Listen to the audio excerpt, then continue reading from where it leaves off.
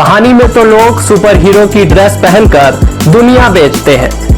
यहाँ हर दिन एक फैसला होता है, फर्ज और जज्बात के बीच सब रंग मासूमियत का होता है। जहाँ एक तरफ मौत का साया होता है और दूसरी तरफ एक आम इंसान की उम्मीद। इस सेफ कोर्ट के पीछे कितने राज और कितने खून छिपे हुए हैं, यह तो बस वक्त बताता है। तो चलिए देखते हैं safe court the white court Konika Das के साथ।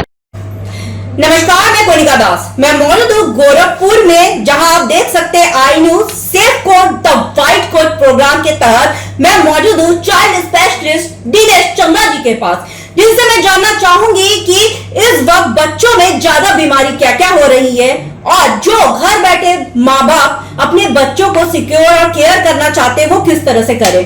दिनेश जी, सबसे पहले तो आपका हमारे चैनल में बहुत बहुत स्वागत है। धन्यवाद। Thank you so much.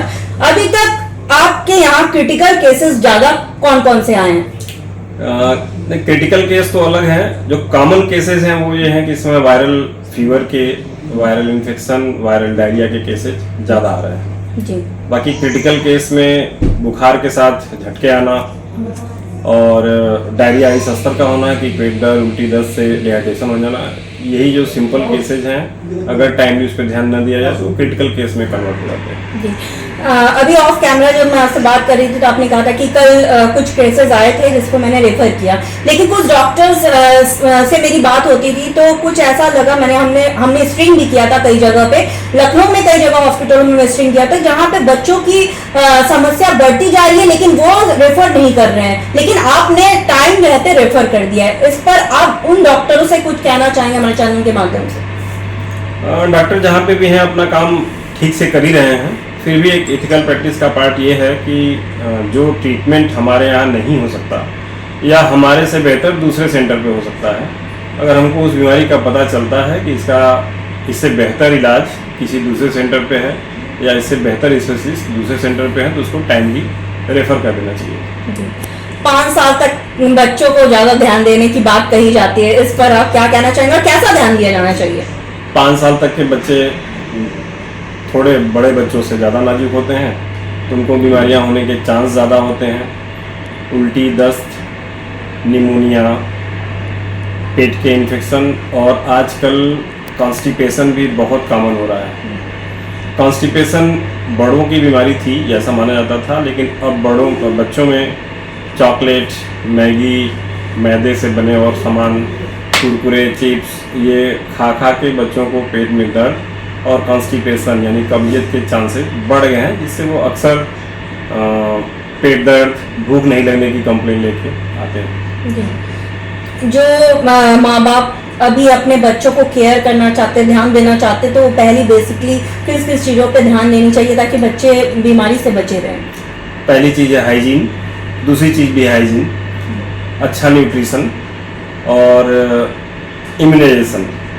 ये चीज़ें ऐसी हैं जो बच्चे को बीमारियों से बचाती हैं। बीमारी होने की बात अलग है, बीमारी से बचने की बात अलग है। जैसे कि अभी आप ये पूछ रही थी कि क्या क्या केयर करना चाहिए। मान लीजिए घर में किसी को भी वायरल इन्फेक्शन है, वायरल बुखार ही हो गया है, तो कोशिश कीजिए बच्चे को हैंड हाइजीन अच्छे से हैंड वॉश बार बार कराइए और उसी बच्चे का नहीं अपना भी कीजिए और अपने घर के बाकी बच्चों का भी कराइए। जिस बच्चे को इन्फेक्शन है उसको बाकी बच्चों से थोड़ा दूर रखने की कोशिश कीजिए, उसको किसी हवादार कमरे में रखिए जहाँ से हवा का आदान प्रदान, फ्लो भी अच्छे से हो रहा हो, और बाकी बच्चे उससे अगर दूरी बना के रखेंगे तो उनको संक्रमण होने का चांस कम रहता है।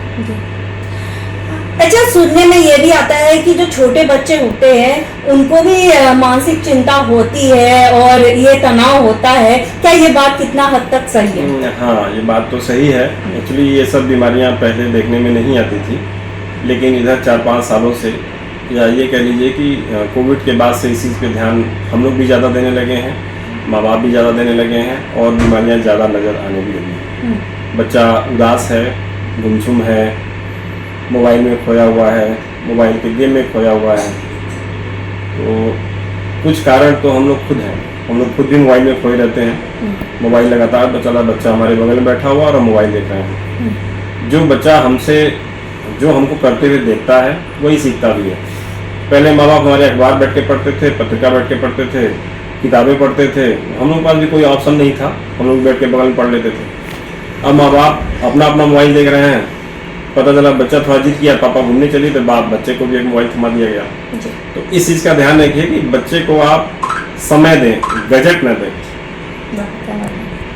वो गजट इनको परेशान कर रहे हैं और आने वाले समय में मानसिक बीमारियां, ऑटिज्म, जो अभी बहुत सारा आप देखने को आ भी रहा है, और सेंटर भी ढेर सारे खुले हुए हैं। इसका मतलब कि बच्चे भी ढेर सारे हुए हैं। तो इस चीज़ से बचाना है तो मोबाइल सबसे पहले आपको हटाना पड़ेगा अपने हाथ से। और युवा जो है, युवा पीढ़ी जो डॉक्टर बनना चाहते हैं और खासकर चाइल्ड स्पेशलिस्ट बनने की सोच रहे हैं, उनसे आप कुछ कहना चाहेंगे, क्योंकि आपके तजुर्बा के हिसाब से उनको आप कुछ मोटिवेट करना चाहेंगे? युवा डॉक्टर बनना चाह रहे हैं, अच्छी बात है। अभी भी स्वास्थ्य के क्षेत्र में बहुत ही सुधार की जरूरत है। सबसे बड़ी बात है कि अभी भी हमारा मरीज और डॉक्टर का रेशियो बहुत ही डिसबैलेंस है। हमको अच्छे स्वास्थ्य सुविधाओं के लिए और ज़्यादा और अच्छे डॉक्टरों की ज़रूरत है। तो इस फील्ड में जितने भी आना चाहते हैं, अच्छी बात है, उनका स्वागत करते हैं। और क्या पूछिए, कुछ और पूछिए? जी, उनको मोटिवेट क्या क्या करना चाहिए, कुछ टिप्स, 2-4 टिप्स, ताकि वो आपको देखकर कुछ अपना सके अपनी लाइफ में? मुझे लगता है कि मैं भी इस तरह का व्यक्तित्व नहीं हुआ हूँ कि मुझे देख के वो मोटिवेट हो, लेकिन ठीक है, आपको जो इच्छा हो रही है अपने हिसाब से, ईमान धर्म के हिसाब से अगर कर रहे हैं तो अच्छी बात है। और सेवा भावना को हमेशा ध्यान में रखना चाहिए। बाकी ये पेशा, डॉक्टरी का पेशा ऐसा है कि आपको मरीज से ही पैसा लेके अपना भी पेट भरना होता है जी। तो अगर ट्रू सेंस में कहा जाए तो ये लोगों को खराब लगता है, लेकिन यही आपका व्यवसाय भी है और यही आपका सेवा धर्म भी है। तो आप मौजूद थे safe code the white code program में, जहां मेरे साथ दिनेश चंद्रा जी मौजूद थे और इन्होंने साफ तौर पे कहा कि जो युवा पीढ़ी इसमें आना चाहती है तो अपनी ईमान और धर्म को भी बनाए रखिए और अपने प्रोफेशंस को भी बनाए रखिए। और अब देखने वाली बात बस ये होगी कि जो डॉक्टर इस तरह का कृतज्ञ करते थे, जबरदस्ती पेशेंट को रखते थे, उनकी हालत बिगड़ती थी, लेकिन इस प्रोग्राम के बाद उनके अंदर क्या चेंजेस होती है, ये देखने वाली बात होगी। वीडियो आयुष शर्मा के साथ मैं कोनिका दास, आई न्यूज़, उत्तर प्रदेश, गोरखपुर। कहानी में तो लोग सुपर हीरो की ड्रेस पहनकर दुनिया बेचते हैं। यहाँ हर दिन एक फैसला होता है। फर्ज और जज्बात के बीच सब रंग मासूमियत का होता है।